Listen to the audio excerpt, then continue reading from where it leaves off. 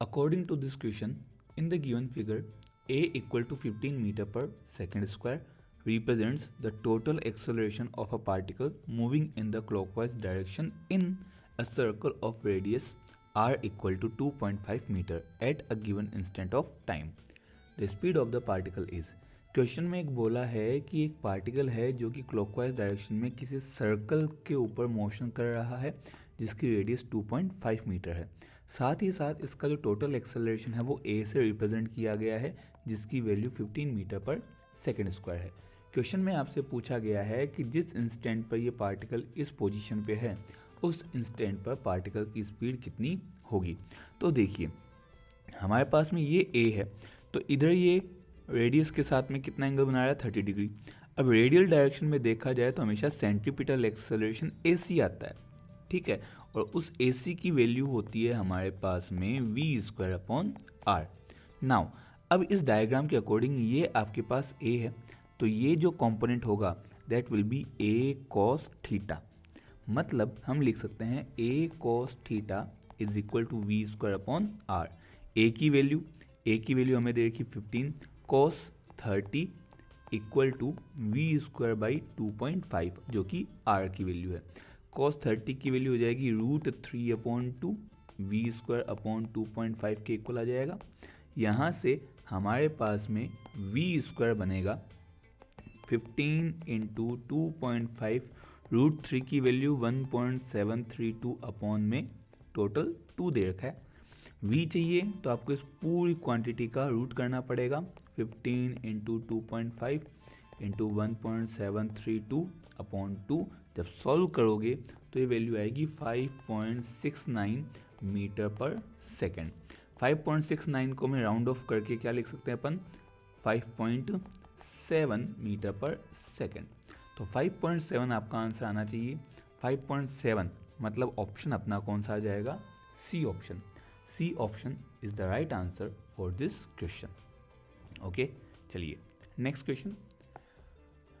Question में आपको दे रखा है one end of string of length L is connected to a particle of mass m and the other end is connected to a small peg on a smooth horizontal table. If the particle move in circle with speed v, the net force on the particle directed towards the center will be T represents the tension in the string. Question में आपको ये बोला गया है कि एक horizontal table पर एक पेग मतलब एक कील से एक रस्सी बांधी है जिस रस्सी की जो लेंथ है दैट इज L। रस्सी की लेंथ क्या है L, और यहाँ पर एक पार्टिकल बांधा गया है। अब आपको ये बोला है कि इस पार्टिकल को सर्कुलर पाथ पे रोटेट किया गया है, ठीक है। जब सर्कुलर पाथ पे रोटेट करोगे तो ये इसका मान लेते हैं सर्कुलर पाथ है, तो अंदर की तरफ लगेगा आपके पास टेंशन, ठीक है, और ये टेंशन ही आपको क्या देगा, सेंट्रीपिटल फोर्स mv²/r प्रोवाइड करेगा। इसके अलावा इस पार्टिकल पर इस स्ट्रिंग में कोई भी एक्स्ट्रा फोर्स नहीं होगा। तो अगर नेट फोर्स देखा जाए तो कितना होगा, T होगा, और ये T ही आपको mv²/r या इन दिस केस r की जगह हमारे पास क्या दे रखा है, लेंथ L दे रखी है, तो यहाँ क्या हो जाएगा L। सो T ही आपके पास किसके इक्वल होगा, mv²/L के इक्वल आ जाएगा, ठीक है। तो जो नेट फोर्स है वो कितना लगा, T लगा, वही किस में कन्वर्ट होगा, mv²/L मतलब सेंट्रीपिटल फोर्स में, ठीक है। चलिए नेक्स्ट क्वेश्चन देखते हैं। नेक्स्ट क्वेश्चन में दे रखा है a body initially rest at and along a frictionless track from a height h as shown in the figure just completes a vertical circle of diameter AB equal to d, the height h is equal to। Question में क्या है, देखिए आपके पास एक diagram दे रखा है जिसमें initially जो बॉडी है वो h हाइट के ऊपर रखी हुई है, ये यहाँ से रिलीज़ की जाती है, ठीक है। अब रिलीज़ करने पर नीचे यहाँ पर एक सर्कुलर पाथ है जिसमें जो डायमीटर है AB, ये AB डायमीटर है D के इक्वल। आपसे ये पूछा गया है कि इस सर्कल को कंप्लीट करने के लिए ये जो हाइट h आपके पास है इसकी वैल्यू कितनी होनी चाहिए, ठीक है। तो आपके पास कुछ इस टाइप का डायग्राम है, आपके पास कुछ इस टाइप का ये डायग्राम है, ठीक है। तो सर्कल आपको कंप्लीट करना है, यहाँ पे क्या करना है आपको, ये जो सर्कुलर पाथ है ये कंप्लीट करना है। ये सर्कुलर पाथ का जो डायमीटर है दैट इज AB, वो आपको दे रखा है D के इक्वल। तो अब देखिए ये हाइट आपको h देखिए, पार्टिकल यहाँ से रेस्ट से स्टार्ट होता है और नीचे की तरफ आता है, ठीक है। जब ये रेस्ट से नीचे की तरफ आएगा तो यहाँ पर जो टोटल इसके पास पोटेंशियल एनर्जी थी बॉटम पर आने पर वही किस में चेंज हो जाएगी, काइनेटिक एनर्जी में। तो हम कह सकते हैं by the conservation of mechanical energy we can say mgh is equal to half mv²। m से m कैंसिल हो जाएगा, सो v आपके पास बनेगा √2gh। अब ये जो वेलोसिटी है ये कहाँ आई, लोएस्ट पॉइंट पर। और सर्कुलर पार्ट को कंप्लीट वर्टिकल सर्कल को कंप्लीट करने के लिए यहाँ पर स्पीड होनी कितनी चाहिए, √5gr, जहाँ r क्या है, रेडियस। अगर मैं डायमीटर की फॉर्म में लिखूँ तो रेडियस को डायमीटर की फॉर्म में d/2 लिखा जाता है, तो ये हो जाएगा v की वैल्यू √5gd/2। अब ये जो वेलोसिटी है ये इस √2gh के इक्वल आनी चाहिए, मतलब ये जो आपके पास √2gh है यही आ जाएगा 5gd/2 के रूट के इक्वल।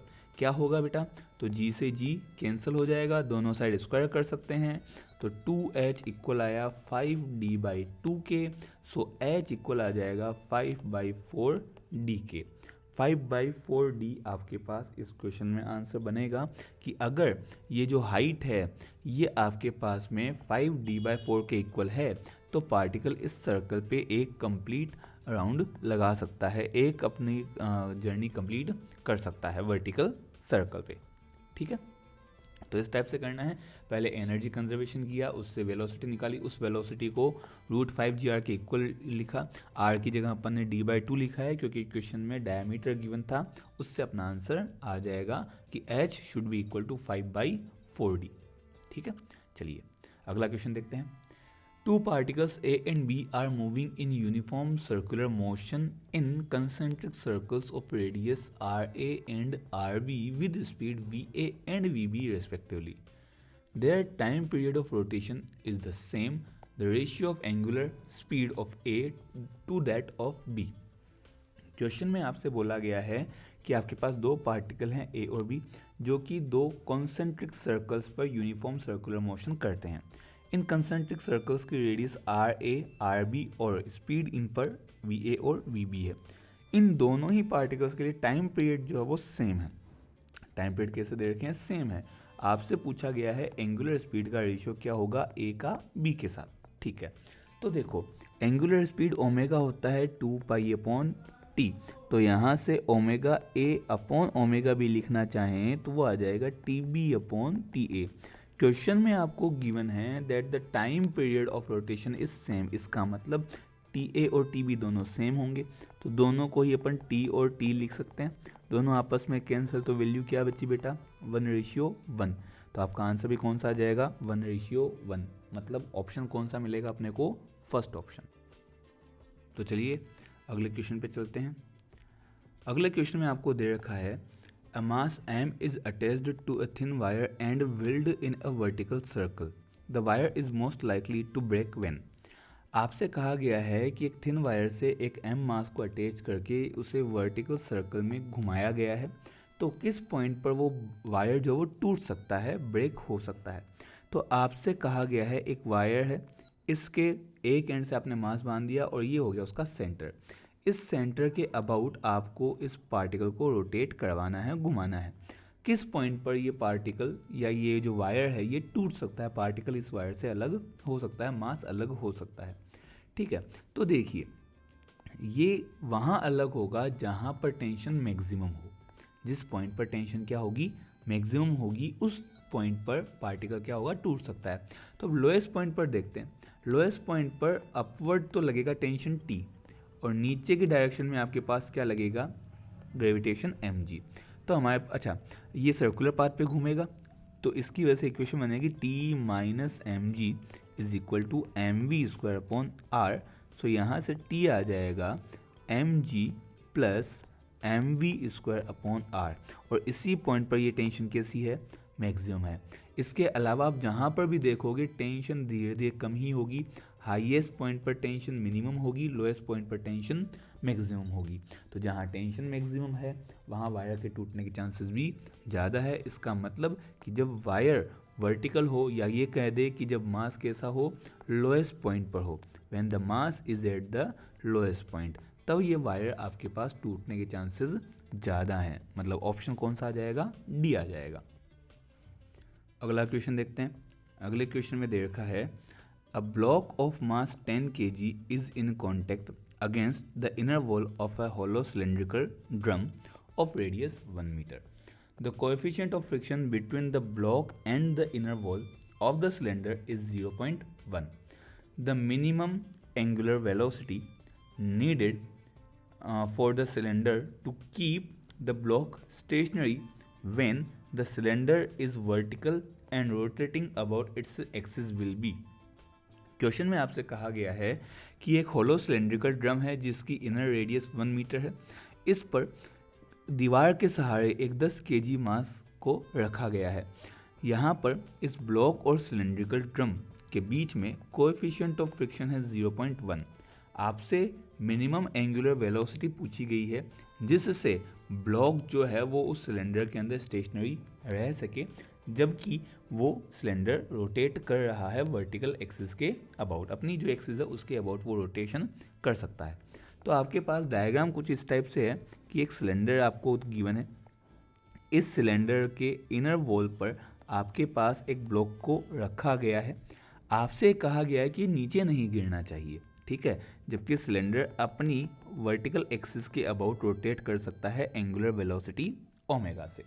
तो अब देखिए, जब ये रोटेट करेगा तो इसके ऊपर लगेगा n, और ये n होगा नॉर्मल फोर्स। ये क्या प्रोवाइड करेगा इसको, सिलेंडर के साथ रोटेट होने के लिए यही इसको mv²/r मतलब सेंट्रीपिटल फोर्स प्रोवाइड करेगा। मतलब n will be equal to mv²/r। साथ ही साथ अब अगर इस सिलेंडर में देखा जाए तो नीचे तो लगेगा इस ब्लॉक के ऊपर mg और ऊपर लगेगा फ्रिक्शन जो कि mg के इक्वल होना चाहिए। F should be equal to mg। क्यों, ताकि ये सिलेंडर ना गिरे। आपको स्टेशनरी रखना है सिलेंडर को, वो तभी हो सकता है जब सारे फोर्सेस का टोटल सम क्या हो जाए, 0 हो जाए। अब F इक्वल टू mg है, F होता है म्यू n, वो इक्वल हो गया mg के। n की वैल्यू आपके पास mv²/r थी, ये हो गई mg के इक्वल। या फिर इसी को हम लिख सकते हैं म्यू m ω²r। कैसे, तो भाई हमें यहाँ पर पूछा गया था क्या, मिनिमम एंगुलर वेलोसिटी, तो एंगुलर वेलोसिटी की फॉर्म में ही रख देते हैं। तो mv²/r की जगह m ω²r आ जाएगा। m से m कैंसिल हो जाएगा, तो यहाँ पर आपके पास बचेगा ω²r mu equal to g। So omega is equal to √g/μr। g की वैल्यू 10 है, रेडियस 1 दे रखी थी एंड फ्रिक्शन ऑफ कोफिशिएंट 0.1 था। 0.1 में से आप ये पॉइंट हटाओगे तो ऊपर आएगा 10, तो 10 × 10 ओमेगा बचेगा √100। सो ओमेगा की वैल्यू आ गई 10 रेडियन पर सेकेंड। 10 रेडियन पर सेकेंड ये आपके पास ओमेगा आना चाहिए। तो 10 रेडियन पर सेकेंड मतलब ऑप्शन हो गया अपने पास डी। ओके, सो चलिए अगला क्वेश्चन देखते हैं। नेक्स्ट क्वेश्चन में आपको गिवन है a particle starting from rest moves in a circle of radius r. It attains a velocity of v0 meter per second in the nth round.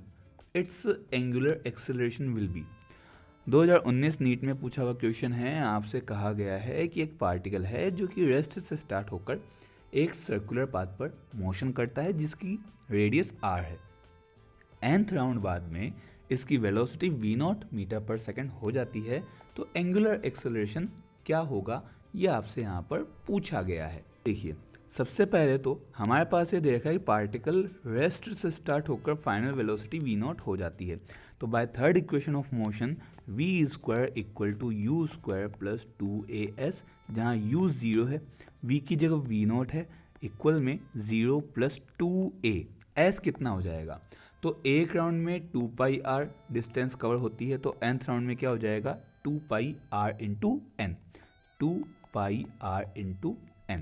So a आपके पास हो जाएगा v0²/4πrn। Now आपसे पूछा गया है एंगुलर एक्सेलरेशन। एंगुलर एक्सेलरेशन होता है alpha, और अल्फा की वैल्यू होती है हमारे पास में alpha equal to a/r। A की value v naught square upon 4πr(n) था, नीचे एक आर और आ गया तो उससे की वजह से आर स्क्वायर हो जाना चाहिए। So we square upon 4πr²n, ये आपका ऑप्शन बनेगा। सीधा सिंपल सा क्वेश्चन था, we naught square upon 4πr²n, मतलब ऑप्शन आपके पास इस क्वेश्चन में बन जाएगा सी। थर्ड ऑप्शन आपका राइट आंसर यहाँ बनता है। ओके, चलिए अगला क्वेश्चन देखते हैं। अ particle moving in a circle of radius r with a uniform speed takes a time t to complete one revolution. If this particle were projected with the same speed at an angle theta to the horizontal, the maximum height attained by it equals 4r. The angle of projection theta is given by. आपसे ये पूछा गया है कि एक particle है जो कि एक सर्कुलर पाथ पर जिसकी रेडियस r है पर यूनिफॉर्म स्पीड से एक रोटेशन करता है। एक रिवॉल्यूशन में इसको लगने वाला टाइम है कैपिटल T। अगर इस पार्टिकल को सेम स्पीड से जिससे ये सर्कुलर पाथ पे चल रहा था उसी सेम स्पीड से अगर पार्टिकल को ग्राउंड से थीटा एंगल पर प्रोजेक्ट किया जाए तो ये जो मैक्सिमम हाइट अटेन करता है वो 4r के इक्वल होती है। आपसे पूछा गया है कि ये एंगल ऑफ प्रोजेक्शन थीटा कितना होना चाहिए। ठीक है, तो सबसे पहले तो जब ये सर्कुलर पाथ पे चलेगा जिसकी रेडियस r है और वेलोसिटी इस पर v है, ठीक है, टाइम कितना लगा, t लगा, तो इस स्पीड की वैल्यू हो जाएगी टोटल डिस्टेंस 2πr अपॉन में टोटल टाइम t, ये हो जाएगी स्पीड। ठीक है, नाउ आपसे क्या बोला गया है कि जब इसको प्रोजेक्ट किया जाता है थीटा एंगल पर, तो जब इसको प्रोजेक्ट किया जाएगा तो कंडीशन कुछ इस टाइप की होगी कि यहाँ से आपने v स्पीड से प्रोजेक्ट किया थीटा एंगल पर और ये इसका प्रोजेक्टाइल का पाथ होगा। ये हो जाएगी इसकी मैक्सिमम हाइट h, जो कि किसके इक्वल है, 4r के इक्वल है। Means h is equal to 4r, h equal to 4r, जहाँ h क्या होता, v square sine square theta upon में 2g इक्वल में 4r। v की जगह हमारे पास वैल्यू थी कितनी, 2πr अपॉन t, वो वैल्यू अपन रख सकते हैं। तो जैसे ही वैल्यू रखोगे 2πr अपॉन टी, स्क्वायर करोगे तो 4π square r square upon T square sine square theta upon 2g equal to 4r। क्या क्या कैंसिल होगा, तो 4 से 4 कैंसिल, एक r से एक r कैंसिल, हमारे पास बना sine square theta is equal to 2gt square upon pi square r। यहाँ से साइन थीटा क्या हो जाएगा, तो साइन थीटा के लिए यहाँ पर आपको रूट करना पड़ेगा। ठीक है, तो थीटा आपके पास हो जाएगा sign inverse 2gt square upon pi square r की पावर 1/2। ये अपना आंसर आना चाहिए, sign inverse 2gt square upon pi square r की पावर 1/2। देखते हैं ऐसा कोई ऑप्शन है क्या, तो साइन इनवर्स मतलब या तो सी या डी। अब हमारे पास क्या है, 2gt square upon pi square r, 2gt square upon pi square r, मतलब ऑप्शन यहाँ हमारा कौन सा बन जाएगा, डी। डी ऑप्शन इस क्वेश्चन का राइट आंसर हमें मिलेगा। ठीक है, तो डी ऑप्शन हमारे पास यहाँ पर आना चाहिए, theta equal to sine inverse 2gt square upon pi square r to the power 1/2।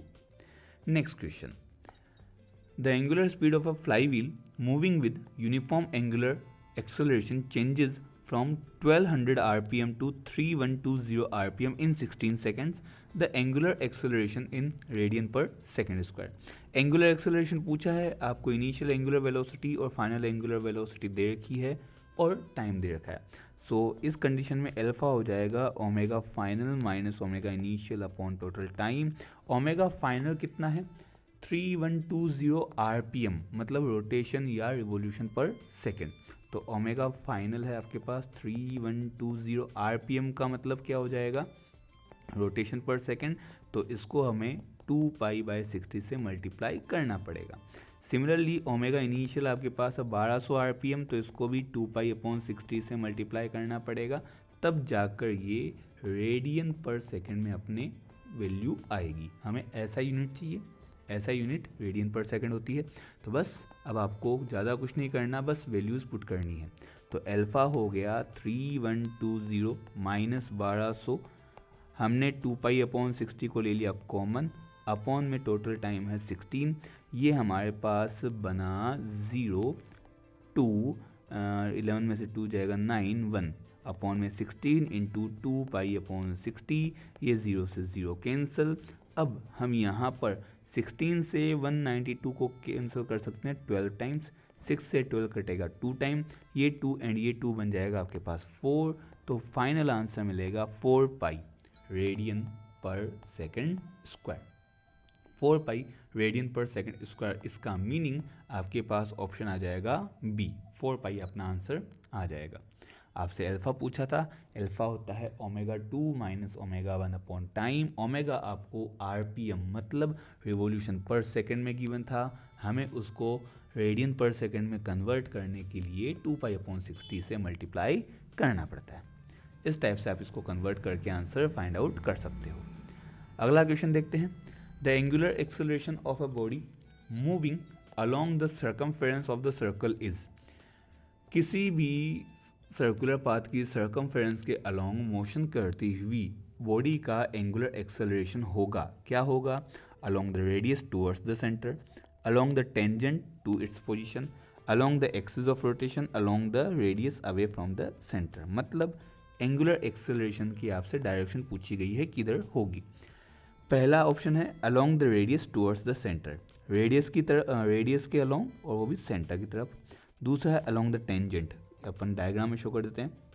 पहला तो दे रखा है towards the centre along the radius, second है अलोंग द टेंजेंट, थर्ड आपको दे रखा है along the axis of rotation, ये आपकी एक्सिस ऑफ रोटेशन होगी यहाँ पर परपेंडिकुलर, इसकी तरफ होना चाहिए। एंड फोर्थ है along the radius away from the centre, along the radius away from the centre, ये कंडीशन।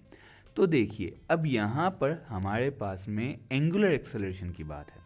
एंगुलर एक्सेलरेशन हमेशा towards the axis of rotation होता है, ये याद रखने वाली बात है। जितनी भी एंगुलर क्वांटिटीज़ होती है उनकी डायरेक्शन हमेशा along the axis of rotation ही आपको मिलेगी। ठीक है, चलिए अगला क्वेश्चन देखते हैं। अगले क्वेश्चन में क्या दे रखा है? A bob is whirled in a horizontal plane by means of a string with an initial speed of ω/RPM. The tension in the string is T. If speed becomes 2ω while keeping the same radius, the tension in string becomes. Question में आपसे बोला है एक Bob है जिसको horizontal plane में एक रस्सी से बांधकर घुमाया गया है, जिसकी इनिशियल स्पीड है ω/RPM और टेंशन है T। अगर ये स्पीड आपके पास 2ω हो जाए जबकि रेडियस सेम हो तो टेंशन कितनी होगी? तो यहाँ पर एक स्ट्रिंग है, ये कोई पार्टिकल है, ये हो गया इसका सेंटर O, इसको इस सेंटर के अबाउट रोटेट किया है ओमेगा एंगुलर वेलोसिटी से। किससे? ओमेगा एंगुलर वेलोसिटी से। ठीक है, तो अंदर तो लगेगा इसमें टेंशन T, और ये टेंशन T ही क्या करेगा? इसको सेंट्रीपिटल फोर्स m⍵²r प्रोवाइड करेगा। ठीक है, तो T हो जाएगा m⍵²r। अब मास तो पार्टिकल का कांस्टेंट है, रेडियस भी कांस्टेंट है, मतलब T प्रोपोर्शनल हो गया ω² के, T प्रोपोर्शनल टू ω²। अब यहाँ से अगर मैं T1/T2 निकालना चाहूँ तो ω1/ω2 का स्क्वायर होगा। आपसे कहा गया है कि इनिशियली जो एंगुलर वेलोसिटी है that is omega and final होगी 2ω, मतलब ω1 की जगह तो ω और ω2 की जगह 2ω का स्क्वायर। ये हो गया इनिशियली T, फाइनली T2 हमें पता नहीं है, वो हमें निकालना है। तो यहाँ पर क्या होगा देखिए, ओमेगा से ओमेगा कैंसिल, 1/2 का स्क्वायर बनेगा 1/4, सो T/T2 आ गया 1/4। यहाँ से आपके पास में T2 की वैल्यू आ जाएगी 4 टाइम्स ऑफ T के इक्वल, मतलब 40, मतलब ऑप्शन आ जाएगा आपके पास बी ऑप्शन आपका राइट आंसर इस कंडीशन में होना चाहिए। ठीक है, चलिए 2024 का अगला क्वेश्चन है। A particle moving with uniform speed in a circular path maintains. एक सर्कुलर पाथ है, इस पर कांस्टेंट स्पीड v से कोई पार्टिकल मोशन करता है, वो क्या मेंटेन करेगा? Constant velocity, constant acceleration, constant velocity but varying acceleration, varying velocity and varying acceleration. तो देखिए सर्कुलर पाथ है, सर्कुलर पाथ में आपके पास में स्पीड कांस्टेंट हो सकती है, लेकिन हर पॉइंट पर आपके पास वेलोसिटी एंड एक्सेलरेशन की डायरेक्शन क्या होगी, चेंज होगी। ये वेलोसिटी की डायरेक्शन हर पॉइंट पर क्या हो रही है, चेंज हो रही है। सेम ऐसे ही एक्सेलरेशन भी अपनी डायरेक्शन बार बार चेंज करेगा। अब अगर ये दोनों ही अपनी डायरेक्शन चेंज करेंगे, इसका मतलब दोनों ही कांस्टेंट नहीं है, क्योंकि दोनों के दोनों वेक्टर हैं और वेक्टर में डायरेक्शन का इंपॉर्टेंट रोल होता है। तो अगर डायरेक्शन चेंज हो रही है, इसका मतलब दोनों के दोनों क्या होंगे, वेराइंग होंगे। Varying velocity and varying acceleration, velocity भी चेंज एंड एक्सेलरेशन भी चेंज होगा। ठीक है, चलिए अब देखते हैं अपना अगला क्वेश्चन, जो कि 2024 का जो री एग्ज़ाम हुआ था उसमें आया हुआ क्वेश्चन है। तो इस क्वेश्चन में आपको दे रखा है, let omega 1, omega 2 and omega 3 be the angular speed of the second hand, minute hand and hour hand of a smoothly running analog clock respectively. If x1, x2 and x3 are their respective angular distances in 1 minute, then the factor which remains constant k is. आपको ये बोला है कि एक analogue clock है, दीवार घड़ी है, जिसमें सेकेंड हैंड, मिनट हैंड और आवर हैंड, मतलब एक जो सेकंड वाली सुई है, मिनट वाली सुई और घंटे वाली सुई, उन तीनों की angular speed omega 1, omega 2, omega 3 है। और इनके एंगुलर डिस्टेंसेस, एक मिनट में जो होने वाली एंगुलर डिस्टेंसेस है वो है x1, x2 एंड x3। आपसे पूछा गया है कि इनमें से जो ऑप्शन आपको गिवन है उनमें से ये जो के फैक्टर है, कांस्टेंट है के फैक्टर, वो किसके इक्वल होगा। ऑप्शन 1 से ही होगा, 2, 3 या 4, ये आपसे यहाँ पर पूछा गया है। तो देखिए हमारे पास में यहाँ पर दो चीज़ें गिवन है, एक तो है एंगुलर स्पीड और दूसरा है एंगुलर डिस्टेंस। एंगुलर डिस्टेंस को हम थीटा से रिप्रेजेंट करते हैं, लेकिन यहाँ पर एक्स से रिप्रेजेंट किया गया है। अब हम जानते हैं थीटा होता है ओमेगा इंटू टी, तो यहाँ एक्स क्या हो जाएगा, ओमेगा इंटू टी। तो एक्स होगा हमारे पास ओमेगा टी, तो x1 हो जाएगा ओमेगा 1 टी। अब ओमेगा 1 क्या है, तो ओमेगा 1 है सेकेंड हैंड का जो एंगुलर स्पीड है, वो सेकेंड हैंड की एंगुलर स्पीड है ओमेगा 1। तो सेकेंड हैंड के लिए टाइम कितना दे रखा आपको, 1 मिनट। 1 मिनट मतलब कितना हो गया, 60 सेकेंड्स। ठीक है, इसी तरह से x2 की अगर बात की जाए तो ये हो जाएगा omega 2 T. Omega 2 minute hand की एंगुलर स्पीड है और टाइम अभी भी इसका भी कितना है, 1 मिनट मतलब 60 सेकेंड्स। ठीक है, इसी तरह x3 हो जाएगा ओमेगा 3 टी। ओमेगा 3 जो है that is hour hand's angular speed, जो घंटे वाली सुई है उसकी एंगुलर स्पीड। तो ओमेगा 3 टाइम इसके लिए भी कितना है, 1 मिनट मतलब 60 सेकेंड्स। ठीक है, तो यहाँ से अगर ओमेगा 1 अपॉन x1 निकाला जाए तो ये आएगा 1/60। यहाँ से ओमेगा 2 अपॉन x2 ये भी आएगा 1/60। यहाँ से ओमेगा 3 अपॉन x3 ये भी आएगा 1/60। मतलब हम कह सकते हैं ओमेगा 1 अपॉन x1 इक्वल है ओमेगा 2 अपॉन x2 के, इक्वल है ओमेगा 3 अपॉन x3 के, इक्वल है 1/60 के। ये सब के सब 1/60 के इक्वल है और इसी को अपन के लिख सकते हैं। तो ऐसा अगर अपने पास कोई ऑप्शन है तो वो सही होगा। ओमेगा 1 अपॉन x1 इक्वल है ओमेगा 2 अपॉन x2, इक्वल है ओमेगा 3 अपॉन x3, इक्वल है आपके पास के। तो आपका ऑप्शन कौन सा हो गया, ए ऑप्शन आपका सही आंसर इस केस में बनेगा। ठीक है, चलिए अगला क्वेश्चन एंड लास्ट क्वेश्चन जो कि 2024 के री नीट एग्जाम में आया था। A bob is whirled in a horizontal circle by means of a string at an initial speed of 10 rpm. If the tension in the string is quadrupled while keeping the radius constant, the new speed is. Question में बोला गया है एक Bob है जो कि horizontal circle पर एक स्ट्रिंग की हेल्प से बांधकर रोटेट किया गया है, रिवॉल्व किया गया है। इस सर्कुलर मोशन की एंगुलर स्पीड है 10 rpm, 10 रिवॉल्यूशन पर मिनट। अगर आपके पास इस स्ट्रिंग में टेंशन को क्वाड्रपल्ड मतलब 4 गुना कर दिया जाए और रेडियस कांस्टेंट हो तो नई एंगुलर स्पीड कितनी होगी। तो देखिए टी हमारे पास होता है एम ओमेगा स्क्वायर आर के इक्वल। एक सर्कुलर पाथ पे ऑब्जेक्ट रोटेट करता है तो इसमें जो टेंशन डेवलप होगी वो टेंशन ही आपको एम ओमेगा स्क्वायर आर मतलब सेंट्रीपिटल फोर्स प्रोवाइड करेगी। अब मास तो वैसे ही कांस्टेंट है, रेडियस को कांस्टेंट रखा गया है, तो इसका मतलब हम कह सकते हैं T proportional to omega square, मतलब T1 अपॉन T2 हो जाएगा ओमेगा 1 अपॉन ओमेगा 2 का स्क्वायर। अब T1 की जगह T एंड T2 की जगह आपको क्या बोला गया है, टेंशन क्वाड्रपल हो गई, मतलब 4 गुना हो गई, तो इसका मतलब T upon 4T is equal to omega 1 की जगह 10 था, ओमेगा 2 हमें पता नहीं, इसका स्क्वायर। यहाँ पर क्या होगा बेटा, तो T से T कैंसिल हो जाएगा, आपके पास वैल्यू क्या बनेगी 1 upon 4 equal to 10 upon omega 2 का होल स्क्वायर। सो दोनों साइड रूट करेंगे तो 10 अपॉन ओमेगा 2 बनेगा 1 अपॉन 2, तो क्रॉस मल्टीप्लाई करके ओमेगा 2 आपके पास आ जाएगा 20 RPM। कितना आ जाएगा 20 RPM, मतलब जस्ट इसका डबल।